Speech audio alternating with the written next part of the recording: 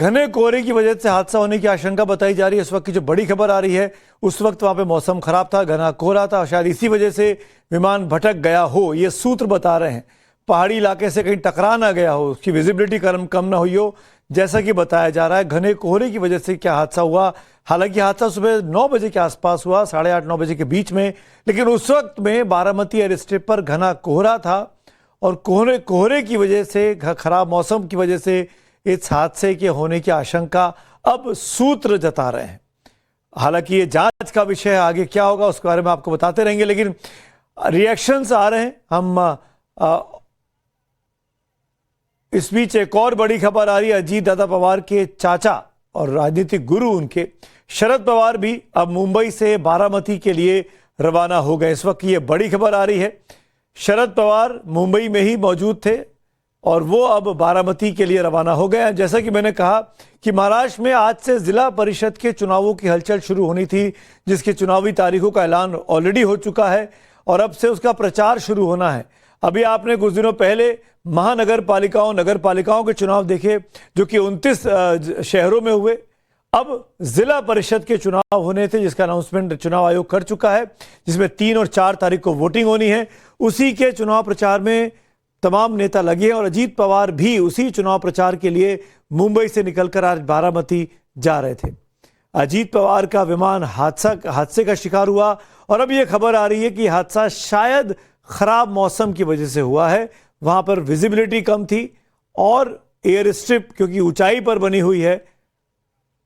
और ये तस्वीरें देखिए, शरद पवार अपने घर से जब निकले हैं बारामती जाने के लिए, ये तब की तस्वीरें हैं।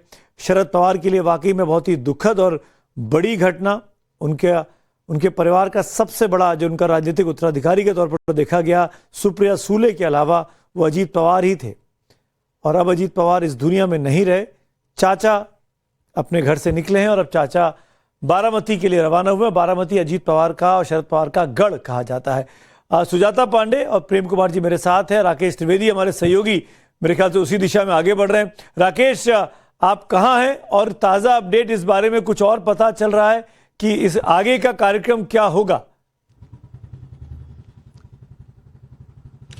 मैं इस वक्त एनसीपी दफ्तर से अब एयरपोर्ट के लिए रवाना होगा हूं, चूंकि तमाम जो वीवीआईपीज हैं और जो उनके संबंधित लोग हैं वो अब मुंबई एयरपोर्ट की तरफ रवाना हो गए हैं। कुछ लोग जो है वो चार्टर्ड एयरक्राफ्ट की जो सर्विस है, प्राइवेट वीआईपी गेट जो है वहां पर पहुंच गए, तो मैं उस तरफ ही पहुंच रहा हूं। दूसरी अभी जो अपडेट है कि शरद पवार जो कुछ ही समय में यहाँ मुंबई एयरपोर्ट टर्मिनल पे पहुंचेंगे और या फिर वो यहाँ से चार्टर्ड एयरक्राफ्ट से जा सकते हैं, अगर उन्हें अवेलेबल हुआ तो, या तो वो बाय रोड ही निकलने की तैयारी में है। फिलहाल वो अपने सिल्वर ओक रेसिडेंस से जो रवाना हो चुके हैं। एकनाथ शिंदे और देवेंद्र फडणवीस भी जो है आज वो अभी कुछ समय बाद बारामती पहुंचेंगे। जानकारी ये भी मिल रही है कि अब जैसे ही उनका परिवार पहुंचेगा, खासतौर से दिल्ली से जो रवाना हुए हैं सुनेत्रा पवार और सुप्रिया सुले, उसके बाद में जो है उनके अंतिम जो है कि संस्कार कब निकाला जाए, अंतिम यात्रा कब निकाली जाए, उसकी जानकारी बाद में। देवड़ा बड़े नेता इस वक्त हमारे साथ जुड़े। मिलिंद, बहुत ही दुखद खबर, आज सुबह अचानक महाराष्ट्र की राजनीति का एक बड़ा दिग्गज हमारे बीच नहीं रहा।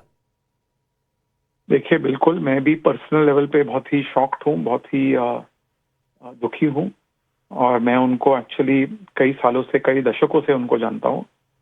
अजीत पवार जी और मेरे स्वर्गीय पिताजी जब एक्चुअली एनसीपी की स्थापना होने के पहले, जब यूनाइटेड कांग्रेस पार्टी थी, उस समय से मैंने अजीत पवार जी का काम देखा है और 99 से लेकर 2014 तक, खास करके 2004 के बाद जब मैं राजनीति में आया, मैं जब भी उनके पास जाता था, कुछ काम जो पब्लिक का काम था वो काम ले जाकर बहुत ही फास्ट वे काम करते थे। कभी उनका स्वभाव ये नहीं था कि मैं कमेटी बिठाऊंगा, ये करूंगा, वो करूंगा। हमेशा तुरंत अधिकारियों को बुलाकर रेड टेप के थ्रू कट करके एक समाधान, एक उपाय हमेशा ढूंढते थे।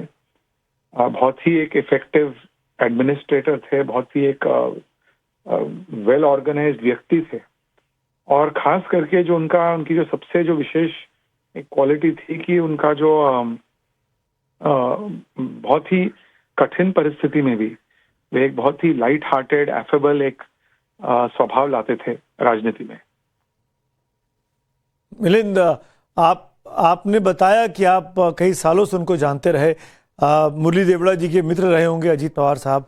आप अगर मैं कुछ बातें पूछना चाहूँ आपसे निजी तौर पर, तो क्या क्या बड़ी सीख एक राजनेता के तौर पर अजीत पवार से किसी भी पॉलिटिशियन को, किसी भी यंग पॉलिटिशियन को सीखनी चाहिए?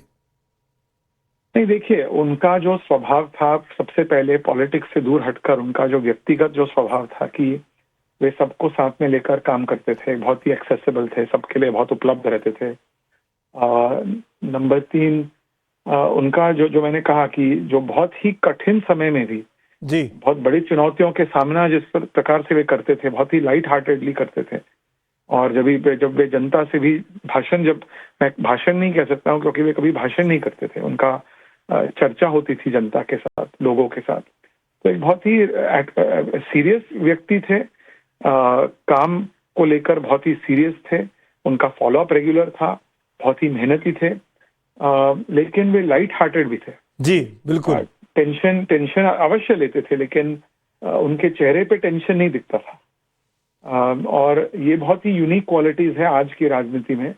लेकिन मेहनती, हार्ड वर्क, वेल ऑर्गेनाइज्ड, ये अजीत पवार की जो सबसे महत्वपूर्ण क्वालिटीज है। इफेक्टिव एडमिनिस्ट्रेटर, पढ़ाई करके ही मीटिंग्स में आते थे कि किस प्रकार से हमें एक सोल्यूशन निकालना है।